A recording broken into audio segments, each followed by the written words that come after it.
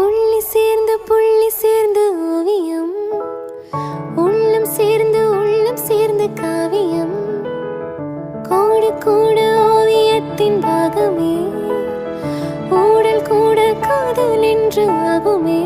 உருவானம் வரைய நீல வண்ணம், நம் காதல் வரைய என்ன வண்ணம், என் வெட்கத்தில் நிறம் தொட்டு விரல் என்னும் கொள் கொண்டு நம் காதல் வரைவோம்.